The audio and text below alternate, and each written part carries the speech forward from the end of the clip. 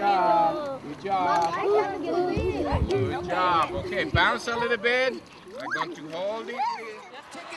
Look at Cullen Jones up in lane 2, second from the top.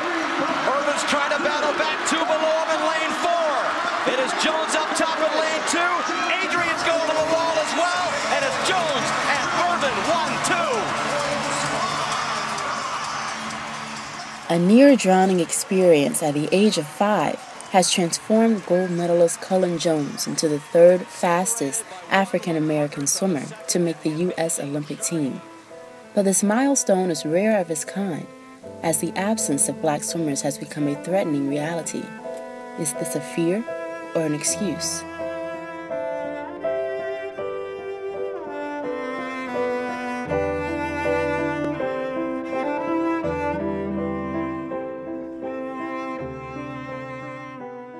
I don't swim, not because I didn't want to swim, because I was with my grandparents. I was in rural North Louisiana. There was water out there, but I wasn't going out there. There was snakes in that water. You know what I mean? That's fear. Okay, that's not an excuse. That's fear. My brother is 10. He still doesn't swim. My sister is about to turn 18, and she's like terrified of water. And then especially after my cousin died, it's like we don't want to go in a pool. African Americans have a strikingly rich history that dates back to pre-slavery days. But the disconnect between the black community and swimming emerged during the era of the slave trade. Slave owners stripped them of this basic survival skill to prevent a means of escape. These restrictions traveled decades later to the Civil Rights Movement with the enforcement of Jim Crow laws. African Americans were beaten, mocked, and ridiculed for trying to swim in areas intended for whites only. Swimming was, in my mind, a very limited recreational activity for black youth. You couldn't learn, and you couldn't participate in activity, particularly by laws and particularly by efforts to other people from Plessy versus Ferguson time period, who wanted to sit on a train in New Orleans until Brown versus Board of Ed, almost 100 years later. You've got a big gap of access.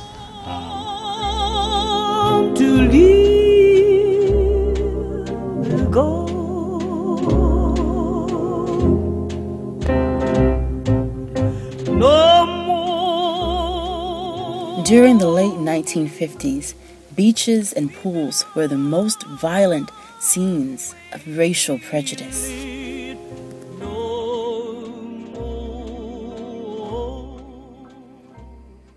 But there were safe havens for blacks to swim freely that appeared during the decline of segregation at colored-only reserved beaches, but these areas were in isolation.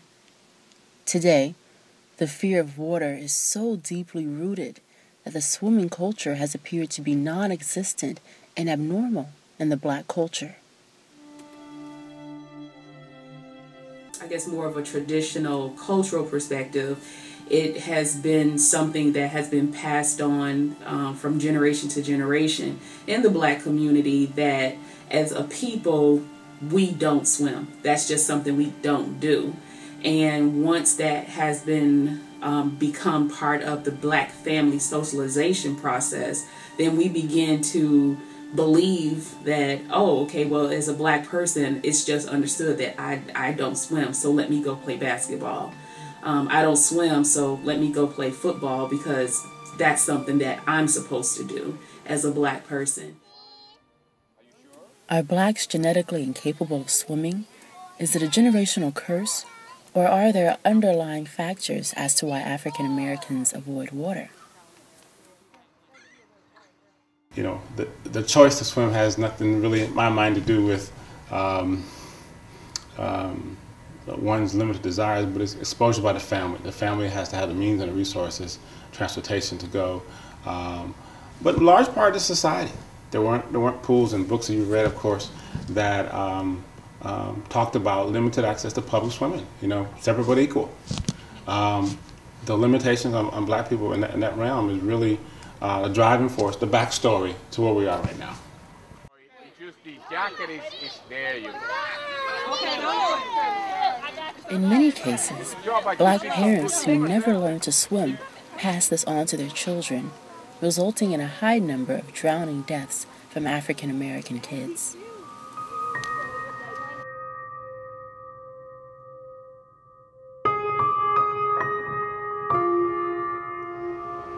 It was around 7 at night, and I was at my grandmother's house. It was me, my mom, my brother, my sister, my aunt, another one of my aunts, and like a few cousins. And my dad called my phone because my mom was outside on her phone. So my dad called my phone. He was like, "Where's your mom?" So I was like, "She's outside, she's on the phone." He was like, "Oh, tell her to call me ASAP." And like in his voice, I could hear like something was wrong. So I'm like, "Oh my gosh, like what happened?" So my mom was still on the phone, so I gave her my phone, and she was on the phone. Then she walked in like 2 minutes later, and like she came in screaming. She was like, "Michaela drowned." So everybody's like what? So she was like, "Michaela drowned." So they hadn't told us that she was gone yet, so we didn't know. So we waited for a little while longer, and my aunt, Michaela's mom, she was still in Georgia, but Michaela was in Florida with her dad. So my mom went to rush to my aunt's house to make sure if something happened, she would be there. So my mom left us there, and as she was pulling off, somebody called her and told her that Michaela was gone.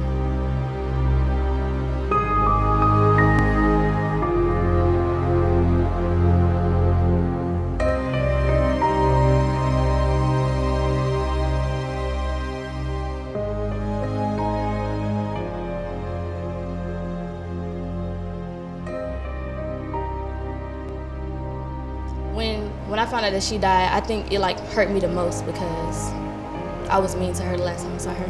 But she passed away, and then a couple of my friends in Miami, they called me and they were like, "Are you okay? We saw your cousin's story on the news." So I was like, I didn't know that it was that big to be on the news, things like that. So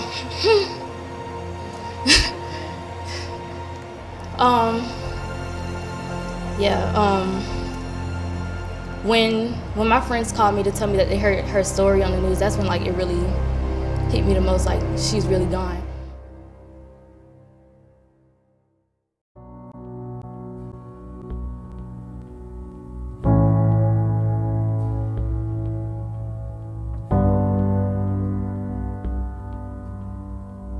When I found out how she died, my uncle took her to a pool party with one of his sisters. And my aunt from Georgia, she was kind of like, she didn't want Michaela to go, but she allowed her because she didn't want to be like a mean parent and say, "No, you can't go." So she allowed her to go. But my uncle's sister left Michaela outside of the pool, like outside at the pool unattended with like another child. And I don't even know if the other child could swim. But she left her there, and when she came back, Michaela was like at the bottom of the pool. So she doesn't know like what happened, if like Michaela tried to fight it, but when she came outside, she was at the bottom of the pool, like it was already too late. With the rising number of tragic deaths of African American children and drowning, parents are recognizing the importance of teaching their child and learning themselves.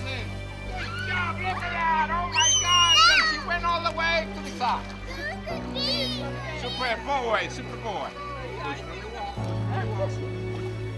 As a parent, I don't swim.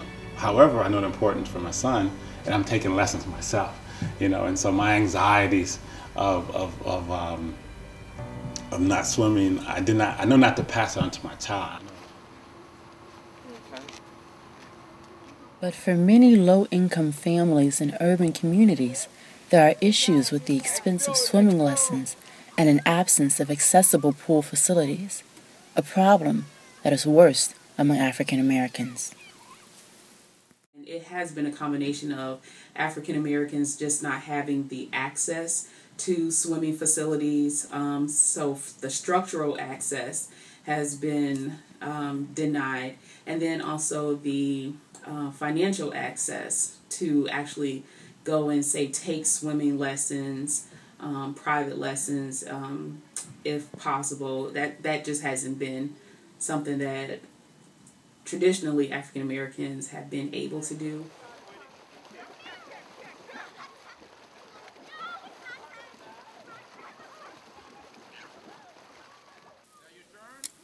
The low participation of Black families in swimming programs leaves many to question. Is it too late? My brother is 10. He still doesn't swim. My sister is about to turn 18, and she's like terrified of water. And then especially after my cousin dies, like, we don't want to go in a pool.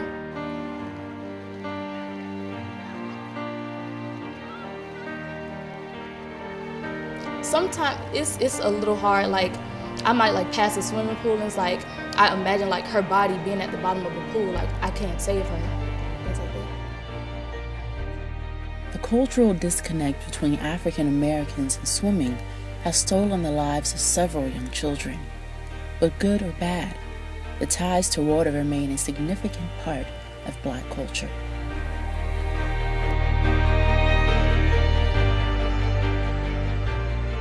You think about Emmett Till, who was killed in Mississippi.